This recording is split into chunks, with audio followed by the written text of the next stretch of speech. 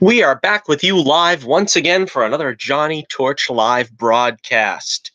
Number 116 this afternoon. On the only way to spend your Saturday here with us on Johnny Torch Live. We've got Torch News Roundup number 109 to bring you today. Oh yes, 109th broadcast in the Torch News Roundup saga where I bring you all the news that you need to know in the past week, maybe 2 weeks in some cases, but we got a lot to talk about today. A lot to talk about. I want to try to make this one fairly brief because I've still got the Iron Fist Season 2 review to do for you guys, and I am hoping to record them back to back. Now, this broadcast is live. The Iron Fist Season 2 broadcast is not going to be live. I'm just going to be recording it and putting it up probably in a day or two because I kind of want to, pace the videos a little bit, not just throw everything out there at once. Uh, in way of a minor update, I'm still trying to work on the classic horror video series. I am disappointed that I got some new software, edited for 2 days over last weekend to hopefully get it out by the 1st of October. Unfortunately, sort of a last minute snafu, so to speak, happened. It was a freeze up. I don't know if it was the fault of the software or the computer or whatever, but I'm going to try to take another look at it this weekend. And the good thing about it is I still have the audio and the the background photos intact, so I don't really have to do a whole lot of work editing and putting that stuff together. But I do have to. Well, I do have to edit it. I do have to, get it in sync. And so that is something I am going to hopefully do this weekend. And I want to get a couple of those out to you. Like I said, one of them is coming up. I don't think it's a surprise any longer. I've said it before, but The Hunchback of Notre Dame, 1939's Victor Hugo adaptation will be the next in the series, if, and God willing, I can get it to function. I like doing the scripted reviews, and that was pretty much what my channel was based on in the beginning. And it seems like it's gotten impossible for me to actually do any of that anymore. Okay, so before we continue on, I've got one more bit of business here, if I can find it. We've got a poll of the week question up. We've only got 2 days left on it, but you should have plenty of time if you are listening to this around the October 6th broadcast date. It's sort of a Halloween-inspired question. Halloween's coming, and I am surrounded by Halloween decorations in the studio right here, right now, and I mean surrounded. I have got everything on the walls. Plastic pumpkins, skulls, ghosts, everything around me, and getting into the spirit of the season. And in that spirit, the question of the week is, what really scared you most in The Wizard of Oz as a kid? As you know, some scary things for the kids in that film. The top four things we have are, number one, The Wicked Witch of the West, the lovely Margaret Hamilton, the flying monkeys, those little blue critters, the witches' guards, Oreo. And then in fourth place we have Other, which is Oz, the light show that he did, the talking trees, the Munchkins, whatever you were scared of, you can put it under Other. Not the most popular poll. There goes the drag strip. We've got 13 votes. In last place, 15% said Other. In second place, 23% said The Witches' Guards, and The Flying Monkeys and Wicked Witch of the West are tied for first place with 31% of the vote. Now, me personally, I guess I could break that tie by saying The Wicked Witch of the West. I was always scared of her as a kid. And I remember, a lot of good that came from Mr. Rogers. Another time there that he really was a public service to kids was by bringing Margaret Hamilton on as an old lady. And a lot of us could see her without the makeup and get acclimated to the idea that she was a normal human being. And, after that, I wasn't scared anymore. But I think at first she scared the heck out of me as a 3 or 4-year-old or whatever. That was terrifying. Of course, Mr. Rogers also had Bill Bixby and Lou Ferrigno on his show as the Incredible Hulk, which was always nice. I was never scared of the Hulk, though, because he wasn't really a malevolent presence, the Lou Ferrigno Hulk. I mean, he was always playing with, desert animals and babies and, saving the girls from car crashes or whatever. You know, I mean, I never felt that there was anything to be frightened of the Hulk as a kid, but that was also fun too to see those episodes of Mr. Rogers' Neighborhood. Okay, so anyhow, you can check the link in the description below if you want to find my Twitter page, where you can, in fact, indeed, vote in this week's poll of the week question: what scared you most as a kid, or now? Maybe even you're still scared now. What made you the most frightened in the Wizard of Oz, the 1939 classic? Not to be confused with any of the other adaptations, because most of them were frightening in their own right. Okay, so let us get on to our first story, our first bit of business here. And we got a lot to talk about, really, so let us get on and get cracking. Okay. The first order of business we are going to talk about the main man. Oh, yes, the main man. We have Lobo cast for Krypton this season. Now, I honestly don't know how they're going to do this. I was okay with Krypton last year, and I didn't mind sort of the mind-bending lengths they went to get this story palatable. We've got, if you don't know the premise, we've got the grandfather of Superman on Krypton, when he was a young man. And all of the craziness that's happening is because Adam Strange went back in time to try to save the life of Superman, because Brainiac was going to destroy Krypton in the past, which would ruin things. Brainiac is defeated, and again, spoilers if you haven't seen the first season, but General Zod takes over. I was a little dubious of the idea that General Zod is now somehow related to Superman. I didn't like that too much, but it was an interesting premise, and it was an interesting execution that they managed to make this, fairly strange idea palatable. Okay, so we've got, let's see here. The main man will be played by Emmett Scanlon, excuse me. Emmett Scanlon. I knew that. I don't know why I had to read it wrong the first time, but I am a big fan of Scanlon. Excuse me. I'm a big fan of Emmett Scanlon. He's done a lot of great things so far. He had a bit part in Guardians of the Galaxy as a prison guard, ends up getting killed. He had a minor role in the original Constantine series, well, the only Constantine series, starring Matt Ryan. And he played the Spectre, or more accurately, the man who would become the Spectre. I don't think he ever fully became that at the time of the show. I would love to see, since Matt Ryan is heading to Legends of Tomorrow for, I believe, a season-wide role this season. I would love to see them pick up on that thread and have Scanlon play Spectre for an episode or two. That would be great. I would love that. Moreover, I thought he was pitch perfect as the Apostle Paul in the AD series. Is that what it was called? AD, I believe, a couple of years ago. I was hoping that would get a second season, so that we would be able to see, the adventures of the Apostle Paul in the series proper. We just got to see the conversion, but he was very good at that, and I thought that he, pretty much looked and represented the Apostle Paul very well as he's depicted in the Bible. So again, I love this casting. I don't really know how that translates, going from the Apostle Paul to Lobo. He looks pretty frightening here, which he should. This is pretty much the way Lobo looks in the comics, very accurate. The way I always thought of Lobo was basically like as a wrestler, like Hulk Hogan or the Macho Man or something. So I have to say that I don't know if he's big enough.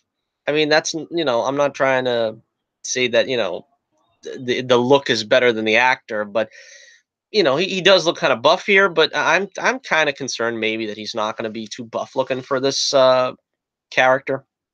All right, let me read the press release here. I've got, set 200 years before Superman's home planet Krypton was destroyed, the latest installment of the Superman Origin series will soon introduce the ruthless Lobo, to be played by Emmett J. Scanlon, previously on The Fall.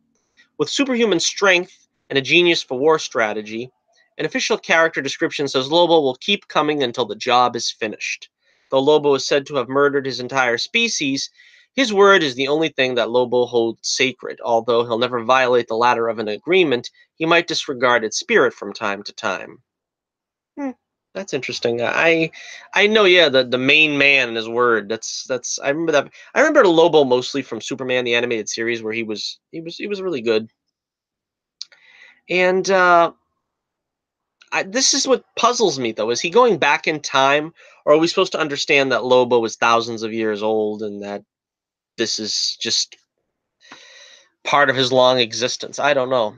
Talk of Lobo getting his own feature film has swirled for nearly a decade since Warner Brothers hired director Guy Ritchie for the project, which was never completed in 2009.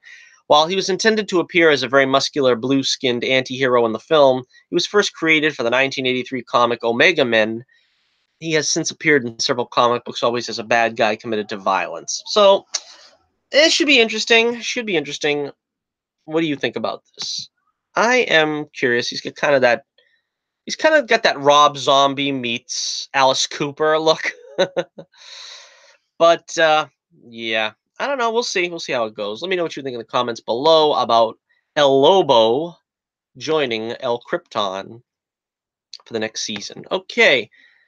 Next up, we have some more casting news here for the series Doom Patrol, which I do not have the DC universe yet, and I would like to see Titans because it looks interesting to me, even though I'm not a big fan of. I think it's going to be the DC answer to Netflix, and the ultra violence and the sort of the gloomy nature of it. So I don't know when I'm going to get it, but I do want to get it and see if I could see what I think of it. The Netflix shows are what is preoccupying me right now. I did the Luke Cage review for Luke Cage season 2, if you want to check that out, and I am going to be doing the Iron Fist season 2 review, and hopefully I will be seeing Daredevil season 3 pretty soon. We'll be talking about that in a minute, but first, let's see. Matt Bomer has been cast as Negative Man on Doom Patrol, which will appear on the DC Universe streaming service. According to this news report here, Boomer will provide the voiceover performance for the character of Negative Man and will appear as Larry Trainer in a flashback scene. Matthew Zuck has also been cast in the role of Negative Man and will provide the physical performance of the character on set in full body costume. Now that's good. I like it when they keep, the guy in costume. See, the problem is with things like when you have an actor play someone like Doctor Doom, there's always going to be this temptation to show the dude's face. And Doctor Doom shouldn't have his face shown. We don't need to see Doctor Doom's face unless you're going to do some kind of, shocking reveal or something. But you really don't need to see his face. So in those cases, that's when I would say you hire a James Earl Jones and you say, well, we're just paying you for your voice. We're not going to, take the mask off every 15 minutes like they did in the Fox Fantastic Four films. And you just make the character be the star, not the actor. And then if you have a semi-famous actor being the voice actor, then that's fine. Let's go back to the article. It is a similar setup to Brandon Fraser, who provides the voice of Robot Man and portrays Cliff Steele in flashback scenes, while Riley Shanahan does the Robot Man's physical performance in costume. Written by Jeremy Carver, Doom Patrol is a reimagining of one of DC's strangest group of outcasts. Robot Man, played by Brandon Fraser, Negative Man, played by Matt Bomer, Elasti-Woman, played by April Bowlby, and Crazy Jane, played by Diane Guerrero, led by the mysterious Calder, played by Timothy Dalton. Oh, I must have missed that casting. Timothy Dalton, he is awesome. I would love to see him in a superhero project. That sounds cool. I don't know anything about the character or this series, but that's interesting. Yeah, it's also nice to see Brandon Fraser come back. He hasn't done anything in quite a while. They're called into action by the ultimate hero for the digital age, Cyborg. Yeah, we talked about that. Jovan Wade playing Cyborg. Banding together, these rejects find themselves on a mission that will take them to the weirdest and most unexpected corners of the DC universe. Co-starring in the series is Alan Tudyk as villain Mr. Nobody. So again, that sounds very interesting, sounds exciting. Let me know what you think in the comments below. Are you excited to see Doom Patrol? And just what does Doom Patrol mean to you? I don't know. I'm not too familiar with it, but let me know what you think in the comments below. All right, we're going to move on now to our next bit of business. This is, let's see, the new Harley Quinn television show, the animated series, has gotten a new Harley Quinn voice actress. As you might remember, we had the Big Bang Theory's Bernadette actress. I can't remember her name right now. She already played Harley Quinn in Batman and Harley Quinn, the animated movie. I can't remember her name. It's a pretty little thing, but we got the other pretty little thing from the Big Bang Theory now in Kelly Kuko, who's going to play Harley Quinn's voice in the show.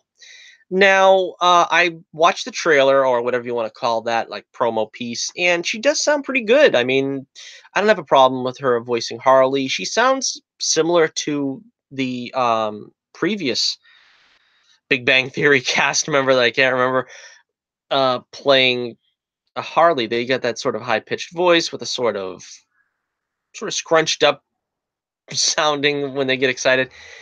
I'm still not sure I'm really into this. I'm not that excited about this because this is intended to be an adult cartoon. And again, for the umpteenth time, I'm not really interested in adultizing comic book properties so that they're not applicable to kids. You know what I mean? So they're not appropriate for kids. I don't think you should do that. And I'm very much against it. But that doesn't stop them from continuing to do these things. From the description that we got there, it sounds like there's going to be a lot of violence, she describes, and humor. And the funniest part of the trailer is actually Poison Ivy, who is sort of breaking the fourth wall and saying that it should be dark and gritty like a DC thing, and saying that nobody will like it because nobody likes DC things and everyone's always complaining about comic book properties in general. So that was pretty funny, I got to admit. That was pretty funny that they're willing to poke fun at themselves. They make a little comment about Deadpool not getting a animated series. So it's pretty funny. I don't know. Maybe I'll give it a shot if I do have the DC Universe service pretty soon. I may look into it. We'll see. We'll see. So, yeah, let me know what you think in the comments below. I guess that's all there really is to say. I don't really have a problem with her voice. I mean, nothing matches the original Arlene Sorkin version. I think Tara Strong, I think, did Harley in some subsequent things after Arlene retired. But I would say Tara was probably the second best. But yeah, I mean, it's you know, a totally acceptable version of the Harley Quinn voice, I think, and this might be interesting. I don't know. Let me know what you think in the comments below.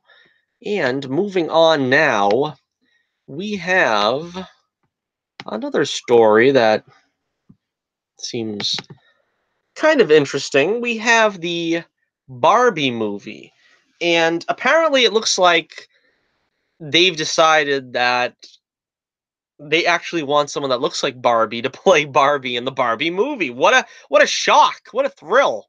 They're actually trying to cast someone that looks like the doll, the famous 12-inch doll. And so apparently Amy Schumer has been given the brush. That was the strangest bit of casting I've ever heard of. I didn't hear this, but apparently Anne Hathaway was given. I heard this. I don't remember hearing this, but Anne Hathaway was given a pass at the role, and she has declined now. And so now it looks like the lovely Margot Robbie is looking to make another conquest and make Barbie her own. Let me take a look at the notes here I have. Margot Robbie is reportedly in talks to star in a Barbie movie, according to multiple outlets. Per The Hollywood Reporter, in addition to starring in the feature film, the 28-year-old Oscar-nominated beauty, I added that, would also produce and would also produce the project through her production company, Lucky Chap Entertainment. A rep for Robbie did not immediately respond for comment. According to Entertainment Weekly and The Hollywood Reporter, toy giant Mattel is teaming with Warner Brothers to develop a movie about the iconic doll. The studio would reportedly be taking over for Sony Pictures, where the film was previously in development. Well, that's interesting. So now Warner Brothers is taking over from Sony. A Barbie film was first announced back in 2014. In 2016, Amy Schumer was reportedly set to star in the film. However, she later dropped out due to scheduling conflicts, and it was reported that Anne Hathaway would be Schumer's replacement. At the time, the plot was billed as a contemporary spin on the toy with an emphasis on feminism and identity, per The Hollywood Reporter. It isn't clear if the previous plot will still remain. Well, let's hope not, huh? That's just what we need, really, is to have, SJW feminist agenda touching Barbie, taking Barbie down that, horrid path. I think they should leave Barbie alone. I think we've already had the SJWs monkey around with enough stuff. They've already ruined comics. They've already ruined Star Wars. They're trying to ruin everything they get their hands on in their creepy little ideologue hands. Leave Barbie alone, please. I'm gonna be that crying guy from the meme that, leave Barbie alone. But yeah, really, seriously, Barbie has always been a, feminist icon, if you want to call her that. That's fine.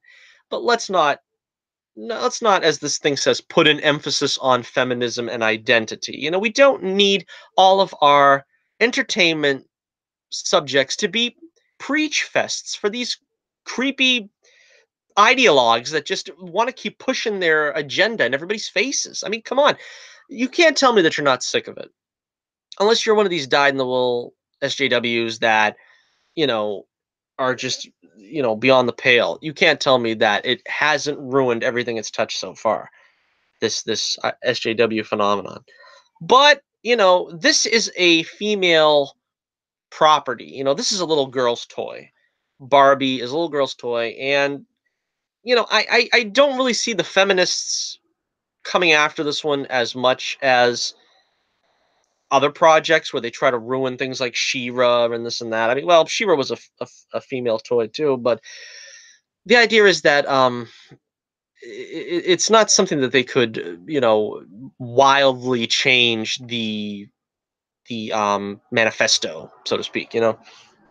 It's not like taking some of the things like Star Wars, for instance, which is a very male property, and forcing something into it that wasn't there in the first place, like you know women empowerment and diversity hires and whatever. Star Wars should be allowed to be Star Wars. Star Wars should be allowed to be spiritual and not just a throw your money at it and just hope that the name will get people to go see it. All right, but before we get into Star Wars, we're getting a little too much into that. What do you think about Margot Robbie trading her Harley costume for Barbie's fashion world? In Barbie's world. I remember that commercial from when I was a kid. But yeah, let me know what you think in the comments below. Is Barbie doomed to SJW interference, or will this just be a fun little family-friendly film like it should be for the kids? And will they do right by Barbie? Let's hope so. I sincerely hope so. Okay, we got our Star Wars segment now. It's all about the Mandalorian, baby. We have one photo here of Jon Favreau's new Star Wars TV show, which has been revealed, the title being The Mandalorian. Now, a lot of people are excited about this. A lot of people are dubious of this. I am excited in that I think this will be fun. I think we want to get back to Boba Fett and that side of the galaxy, the seedy underbelly of the galaxy with the bounty hunters and everything. That's always been something that's been a fun, a fun side jaunt in Star Wars. We go over to the side every once in a while and we see the Boba Fett's, the Jango Fett's, the Zam Wessels, the IG-88s, the Bosks. That's always fun. And so when we get to this here, my biggest hope is that this is going to be Boba Fett. That this is going to turn out to be Boba Fett in, whatever post Return of the Jedi incarnation he turned into. I hope that he survived the Sarlacc pit as well as many people did, and that his path will eventually cross Han Solo and Chewbacca. I'm not sure exactly that'll happen, but this would be what my dream Mandalorian Boba Fett project would be. All right, so Jon Favreau made the tweet here where he announces this. The live-action Star Wars TV show is called The Mandalorian. After the stories of Jango and Boba Fett, another warrior emerges in the Star Wars universe. The Mandalorian is set after the fall of the Empire and before the emergence of the First Order. We followed the travails of a lone gunfighter in the outer reaches of the galaxy, far from the authority of the New Republic. So that sounds interesting. I mean, I guess this will be a whole different character. I hear, I've heard EVS talk about this, and he was fearing that this might be another one of those whammon disguised as a man type things, and eventually it'll be revealed to be a woman underneath. Which, again, that is getting old. We had Emphas Nest, we had Captain Phasma, all trying to look and sound very masculine, and oh boy, there's the big reveal. So I really could do without that as well. But like I said, I would like to tie this to the Fett family if at all possible, and that doesn't really seem likely. I suppose it's possible if if Boba Fett had a son, this could be the third generation Fett. That might be something I'd be interested in. If it's just Boba Fett and everything but name, I'm not going to be that interested. But I am sincerely hoping that this will have something to do with Boba Fett. And hopefully, this will be sort of something like what they were hoping to do. George Lucas was hoping to do with Lucasfilm. Post Revenge of the Sith, they were talking about doing a TV show that was going to have a look at the seedy underbelly of the Star Wars universe, the gangsta stuff, the the bounty hunter aspect. I didn't get a whole lot on this topic, but the rest of the report I have here says The Mandalorian will take place 3 years after Return of the Jedi, originally reported as 7, but corrected to 3. So let me know what you think in the comments below. Do you think this is going to be another crap fest? Star Wars is taking it on the chin, and it was, and always will be the franchise to beat, and it is beaten now down to the ground. Something awful. So again, I'm gonna try to be optimistic about this, as optimistic as possible, because Jon Favreau is pretty trustworthy. I mean, he's got to take his orders like everybody else there at Lucasfilm. Dave Filoni imagines the same way. But left to their own devices, I think they could come up with something really special here, as long as Kathleen Kennedy doesn't get her hands in on this. But I would trust Favreau to come up with something here that will be at least moderately entertaining, certainly more so than the sequel trilogy has been. So let me know what you think in the comments below about The Mandalorian. What do you want to see in The Mandalorian? Who do you want The Mandalorian to be? What do you think this should all be about? Let me know. I want to hear about it. I don't want to just talk to myself here. I want you guys to give me some interesting input and outlooks at the characters here that we're talking about and the issues we're discussing. And now we have one more story here we have before we get to the top stories of the day, the trailers that came out. We have casting news for the Birds of Prey movie that is coming up. Rosie Perez, good old Rosie Perez, has been cast as Renee Montoya. Renee Montoya. Now, I always got her mixed up with who's the actress that plays Night Nurse? I'm always blanking on names.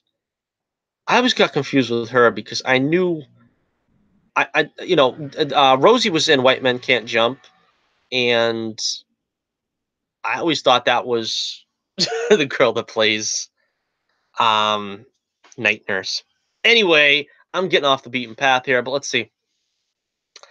The cast of DC's Birds of Prey movie. Let's see. The Wrap is reporting they'll be joined by Rosie Perez as Renee Montoya. In the comics, Montoya spent a few years as a regular Gotham City policeman before becoming a vigilante herself as the second incarnation of the Question. We don't know at this point if Perez's Montoya will have any superheroic aspirations. What we do know is that the film will sort of be a Harley Quinn-centric Suicide Squad spinoff, but not the Harley Quinn-centric Suicide Squad spinoff with Robbie's Harley teaming up with some other female DC characters to stop a big villain. Also, thanks to the Wrap, we now know that the big villain is going to be Black Mask, a Gotham-based mobster who wears a black skull mask in the comics. Birds of Prey will be directed by Kathy Yan, with the script coming from the new Batgirl writer, Christina Hodson. So, yeah, I really hope they don't make her the Question. You don't, I've said this many times as well, you don't start off with the second incarnation of a character, unless that character is the Flash or Green Lantern, but you always start at the beginning. You don't start with the second question. The question has to be the first question before we get to the second question. First question's first.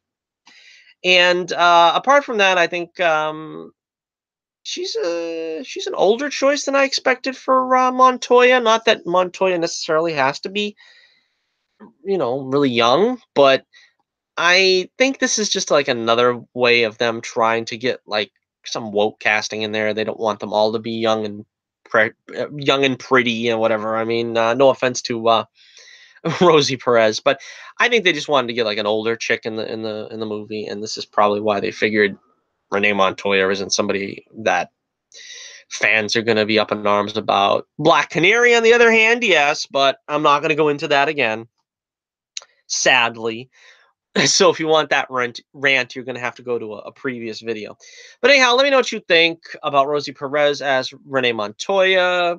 Good move, bad move? Do you care? Do you not care at this point? I don't know if I even care. I'm going to have to see a trailer or something before I get excited about this, or before I throw my hands up entirely and give up on it. But right now, I'm just sitting here watching the wheels go around, just like John Lennon would say. So, let's see. Next up, let's talk about that Daredevil Season 3 trailer.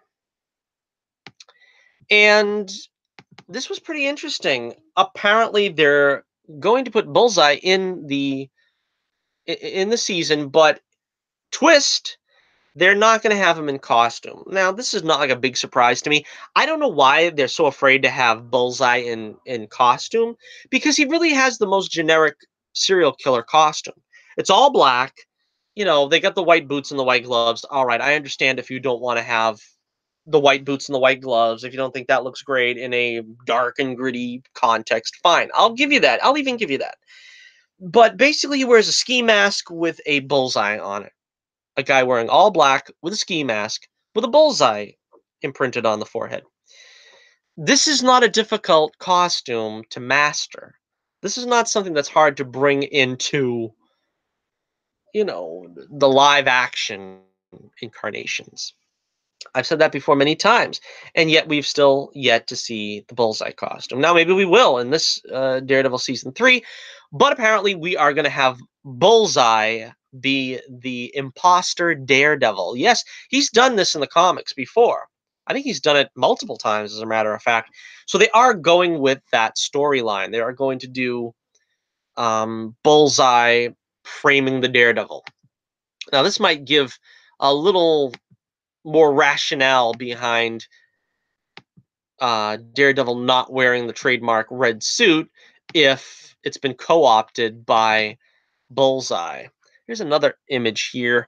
Again, Matt is not wearing the Daredevil suit through any of this trailer. We see Daredevil a couple of times, but it is Bullseye. We see the Daredevil costume, I guess I should say, but it's Bullseye. This is, like I said, not exactly what I wanted. I don't know. I just wanted to see, Daredevil versus Bullseye, and it looks to me here. I mean, I still go back to the Ben Affleck Daredevil being an exceptional version of the story because it really captured the Elektra Bullseye, that whole great Frank Miller storyline, that story arc there. It captures it magnificently in like an hour and a half movie. You get everything. You get the Kingpin and his involvement. You get a showdown between the Kingpin and Daredevil. Again, like I always say, as much as I am adverse to race changing characters, I was a big fan of Michael Clark Duncan as Kingpin. That's one of the few times that I was happy with the casting when it was, a diversity hire. But I don't know. I don't know here. I don't know what they're doing. I don't know. I mean, we see Daredevil. Well, I should call him Bullseye, but in the Daredevil costume, using a gun. Let's see. We see the Kingpin's return. The Kingpin apparently makes a deal with a DA, and he is released. He's looking great, by the way. Vincent D'Onofrio sporting them white sport suits, those business suits that Kingpin always wore. He looks great. I mean, come on. Like I said, I like Michael Clark Duncan's version of Kingpin, but this looks like he stepped right off the page. I mean, you can't help but have a big smile on your face when you see Vincent D'Onofrio as the Kingpin. And again, he looks like he's as vile and ruthless as ever. He's punching some guy's face in this trailer. Um, I don't have no images of it here, but I think Matt is sharing his secret with someone else. It looks like a woman. I'm not sure who it is in the comics. The Kingpin knows Daredevil's identity. Apparently, I must have forgot that, but I probably remembered it. I mean, it was in one of the episodes. But so he's going to try to make his life miserable. They're going to go at it again. You know, in a way, it kind of feels like same old to me. But you know, Kingpin is Daredevil's main adversary, and especially since he sat out all of season 2. I don't have a problem with this. I mean, I like the Kingpin as the Daredevil's rival, but it's always that thing like with the Affleck Daredevil, which is the Kingpin knows he's Daredevil. It's like I'm not a big fan of outing the superheroes and having everybody know their secret identity. You don't have Matt Murdock as a lawyer anymore if everybody knows who he is, the general outside world. But I don't know what they're planning here. We'll see. This is the last image I got. It's kind of distorted, but we still have the soap opera with Karen, which I like a lot. I like the character of Karen. I like what they've done with her, but I really hope they don't kill her off. But I can sense they're going in the direction of that's ultimately what's going to befall Karen is her death, and I never liked that in the comics. And Kevin Smith, of course, famously was the one that pulled the trigger on Karen. But yeah, I wasn't too crazy about that. But let's see. Let me know what you think in the comments below. Are you eagerly anticipating Daredevil season 3? Are you just cautiously optimistic like I am?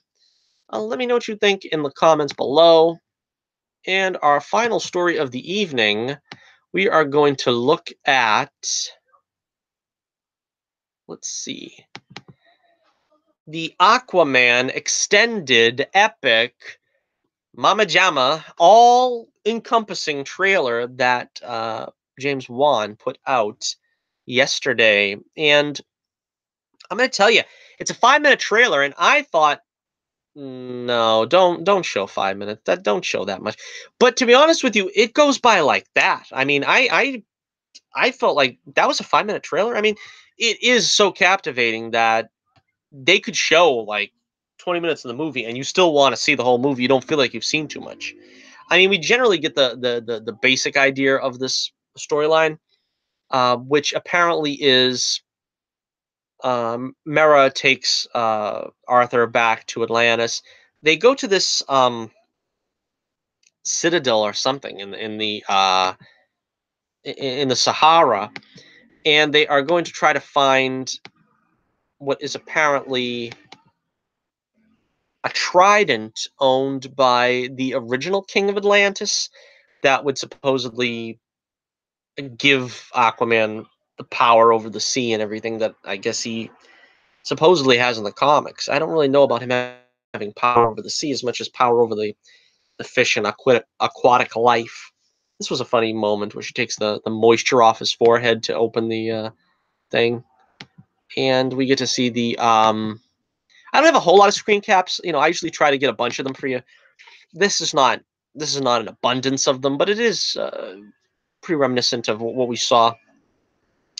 That is the King of Atlantis, and basically he tells him to get the trident. That was another funny moment where Mera memorizes it, and Aquaman does, and he's kind of, and I've heard this complaint especially on Twitter today, um, where it's like Jason Momoa as Aquaman and not Aquaman as played by Jason Momoa. You know what I mean? Sometimes that's a problem. I've complained about this in many different performances. I've always said Jack Nicholson's Joker, it's completely Jack Nicholson's Joker. Jim Carrey's Riddler is completely Jim Carrey's Riddler. It's the actor is a little too prominent in the performance, and I kind of have that problem with some of the performances. With Jason Momoa's Aquaman, I think the thing is he Aquaman is such a blank slate to so many people. Unless you're a diehard comics fan, and I will admit I'm not that diehard of an Aquaman fan. You probably will accept Jason Momoa a lot easier. And I'm not taking it away from Jason Momoa. He's giving a great performance here. I think he's putting a lot of flavor into what is generally a flavorless character. You know what I mean? Aquaman doesn't really have a default presentation. They've got the Peter David version, which is sort of a barbarian king, which I never liked. Then we've got the Super Friends version, who was just sort of the squeaky clean, friend of the heroes. And then you've got the Brave and the Bold, outrageous, where he's sort of a spoof, where you poke fun at him.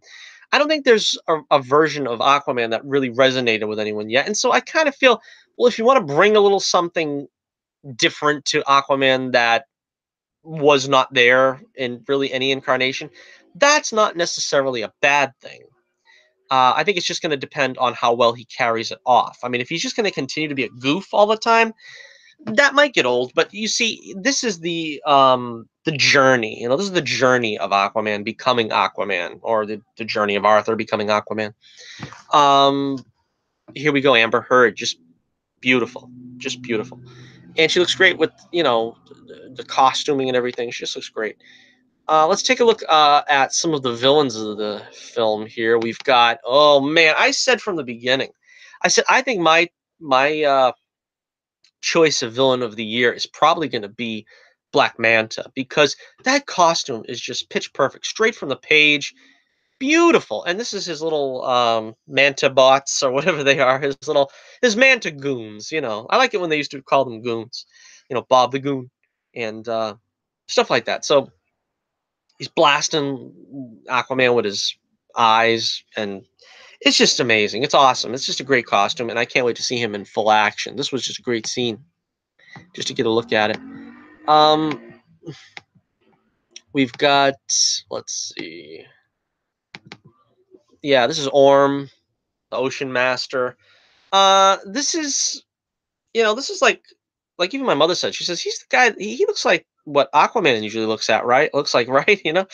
It's true. He kind of looks like what Aquaman should look like. He doesn't look like but I don't know what Orm looks like in the comics, to be honest with you. But I'm trying to say that if you're going to do a accurate casting of Aquaman, it does look like Patrick Wilson, I think is his name. He does look like Aquaman, and it kind of is off-putting. I think in a way they probably should have cast someone that doesn't look quite as much like Aquaman to play Aquaman's nemesis. All right, next up we have here. Let's Let's see. This is I don't know what his name is. It's Dolph Lundgren, of course, but he's I think apparently the king. He's the father of Orm, I guess. But they gave him some red in his hair, a little different looking than I guess from He-Man and Ivan Drago. But yeah, that's another thing my mother said was that this looks a lot like Thor, and I said that too. You know that the kind of Atlantean look is very close to the Asgardian look. And again, that's not a bad thing. That's not a slight against this movie at all, but you can feel it's very much in that vibe, I think. And that's a good thing. I mean, because I'm a big fan of the Thor movies. I liked all of them. I didn't have a problem with any of them. And lastly, we got a quick look here at Nicole Kidman. This is his mom. Now, I don't know. I I guess this is probably what sends her back to Atlantis. She's getting chased by I don't know who these people are. Are these Atlanteans or are these Black Manta people? Maybe no, I don't think so. It's either that or this is either that or this is set later in the film and she's still alive. Which, from what we hear in Justice League, I don't think she's still alive in present day. But anyhow, yeah, nice to see Nicole Kidman is back in a DC movie. The former Chase Meridian. And of course, this is the end of the trailer. This is what we were all looking forward to. He's gonna wear the costume, baby. Oh, yeah. He's got the trident. He's got the orange shirt, chest plate, or whatever that is. He's got the green gloves and the pants. Oh, man, this is a thing of beauty. Now, can it be possible that DC is turning it around? I don't know, because then I see things like Birds of Prey when they're just doing the diversity hires, and I get discouraged. I get disenfranchised. But then I see things like this and Shazam, and I don't know. Tentatively, the Joker. I don't know about the Joker. I don't know how the Joker's gonna go. But between Aquaman and Shazam, I have high hopes. They both look very good, and the costumes are represented accurately and wonderfully. You could tell a lot of love and care went into this. Unfortunately, I think he's not going to be wearing this through the whole movie. This is probably just the very end of the movie, and you're going to see him become the King of Atlantis and wear this. He's probably not wearing it through the entire movie, but that gives us hope for, I guess, Aquaman 2 or Justice League 2. Hopefully, both movies are released soon. And the Joker, as far as the Joker's concerned, it's probably going to be rated R. It's probably not going to have really that genuine feel. I saw some photos online where they were saying that maybe Joker was going to be taking cocaine. I really hope that's not the case. I mean, I know if it's rated R and stuff, they can do stuff like that. Excuse me. But I don't really want to see Joker coming out of a coke head. You know what I mean? Joker was not supposed to be a product of drug abuse.